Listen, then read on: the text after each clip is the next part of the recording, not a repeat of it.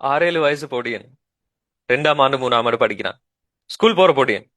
ஸ்கூல்ல சின்ன ஒரு சண்டை ஃப்ரெண்டோட, யாரோடையும் இல்ல ஃப்ரெண்டோட. சின்ன வாய் தக்கம் சண்டை, சண்டையில முடியும் தெரியும். ஃப்ரெண்ட் என்ன செய்யறான்? நல்ல கூர்மையான பென்சில் எடுத்து அப்படியே ஒரு குத்து கால்ல, முட்டுங்காலு கொஞ்சம் லைட்டா மேல குத்துறான். குத்தினா இப்ப தெரியும் தானே ஸ்கூல்ல நடக்கிறது. டீச்சர் ஏசுறாங்க, பேரண்ட்ஸ் வராங்க, சண்டை, மருந்து கட்டுறாங்க, புண்ணுக்கு ஆறுது, கொஞ்ச நாள் போகுது. சண்டை பிடிச்ச ஃப்ரெண்ட் இன்னும் கொஞ்சம் ஃப்ரெண்ட் ஆகுறான், நல்ல ஃப்ரெண்ட் ஆகுறான்.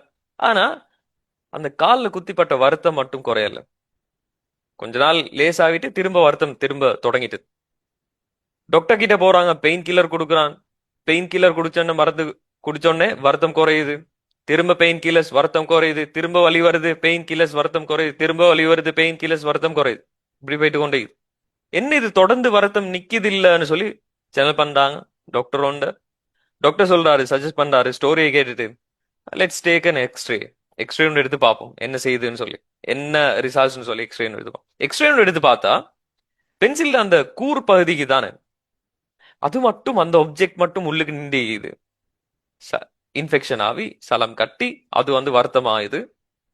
ஸோ அதனாலதான் கால்வல். இப்ப டாக்டர் சொல்றாரு, அனஸ்தீசியான்னு கொடுத்தா, லோக்கல் அனஸ்தீசியான்னு கொடுத்தால் அந்த இடத்த மட்டும் சின்ன லைட்டா ஒரு கீறு, ஆப்ஜெக்டை வெளியே எடுத்துட்டால் ப்ராப்ளம் சால்வ்டு சொல்றாரு. அப்ப அனஸ்தீசியான்னு கொடுக்கும். அனஸ்தீசியான்னு சொன்னா இப்ப நான் சொல்லுவேன் மயக்க மருந்துன்னு சொல்லி. லோக்கல் அனஸ்தீசியான்னு சொன்னா அந்த இடத்த மட்டும் என்ன செய்யற, மயக்கமாக்குறது.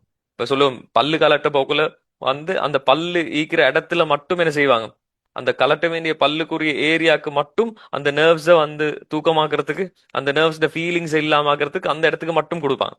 அதுக்கப்புறம் பல்ல கழட்டுவான், விளங்கவே விளங்காது. பல்ல கழட்டி கொஞ்ச நேரத்துக்கு பிறகுதான் எஸ் அந்த பெயினை ஃபீல் பண்ண ஸ்டார்ட் பண்ணுவாரு. சோ லோக்கல் அனஸ்தீசியான்றது அந்த இடத்துக்கு மட்டும் கொடுக்கறது. சரி, அந்த இடத்து மட்டும் தான் அதை ஃபீல் பண்ணல போகும். அப்ப பொடியன் டொலரேட் இல்ல, சப்போர்ட்டிவ் இல்ல. காலகாயி அங்காளுங்கால் உதறான், பயம். பிளேட வந்து வைக்கல. சரி, பயம். பயத்தால் என்ன செய்யறான், காலக்கைய உதறான், நடக்குது இல்ல. சர்ஜரி ஒன்று மாதிரி செய்ய வேணும், ஜென்ரல் அனஸ்தீசியா கொடு. ஜென்ரல் அனஸ்தீசியாண்டா அது முழு உடம்பையுமே ஃபீல் பண்ணலா போறது, ஒரு ஆழமான தூக்கம் ஒன்று தூங்குற மாதிரி. ரசுல்லா படிச்சுதானே தானே ஹதீஸ் உண்டு, அல்ஹம்துலில்லாஹில்லதி அஹ்யானா பஅதமா அமாதனா வ இலைஹின் நுஷூர். அந்த தூக்கத்திலேந்து எழுப்பாட்டின ரப்புக்கே எல்லா புகழும். அந்த மௌத்து மாதிரியான அந்த தூக்கம், மௌத்து மாதிரியான ஒரு ஒரு வகையான மவுத்து. சரி, அப்ப ஜென்ரல் அனஸ்தீசியாவும் அந்த நிலைமைக்கு தான் போறேன். வெளியே என்ன நடக்குது, என்ன ஏது நடக்குது, என் உடம்புல என்ன செய்யறாங்க, ஒன்றுமே ஃபீல் பண்ணல. ரைட். அப்ப அதுதான் general Anas. Normally general anaesthesia ஒன்று கொடுத்தால் அந்த ஆள் 2-3 நிமிஷத்துல, சர்ஜரி முடிஞ்சு கொஞ்ச நேரத்துல 4-5 நிமிஷத்துல ஆட்டோமேட்டிக்கா ரிகவர் ஆயிடுவாங்க. சில நேரங்கள்ல இது ரிகவர் ஆகிறதுக்கு லேட் ஆகும். அதனாலதான் என்ன செய்யறேன்னா கன்சென்ட் ஃபார்ம்னு தருவாங்க. ஏன் கன்சென்ட் ஃபார்ம் தார, ஜென்ரல் அனஸ்தீசியா கொடுத்தா அவங்களுக்கு ஒன்றும் விளங்காது, என்ன நடக்குதுன்னு விளங்காது. ஸோ கன்சென்ட் ஃபார்ம் அது சைடு எஃபெக்ட்ஸ் இருக்குது. ரிஸ்க் டு பெனிஃபிட் ரேஷியோல இப்படி இப்படின்னு சொல்லி எல்லாத்தையும் விளங்கப்படுத்தி உங்ககிட்ட ஒரு கன்சென்ட் ஒன்று லெட்டர் அந்த இதுல சைன் வேணும். ஸ்டோரிக்கு வரோம். கண்ணால கண்டது. சரி, லேடி ரிஜ்வே ஹாஸ்பிட்டல், நோனாவாட்டுன்னு சொல்லுவீங்க, சில்ட்ரன் ஹாஸ்பிட்டல்னு சொல்லுவீங்க, நிறைய பேர் வச்சு சொல்லுவீங்க.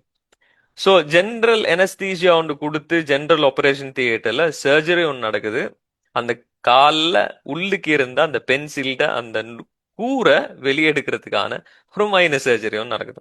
அப்ப ஜென்ரல் அனஸ்தீசியா கொடுத்தா நான் சொன்னேன் ஆல்ரெடி ரெக்கவர் ஆயிடுவாங்க சின்ன ஷார்ட் பீரியட் ஆஃப் டைம்ல. ரெக்கவர் ஆகுது இல்ல, லேட் ஆகுது.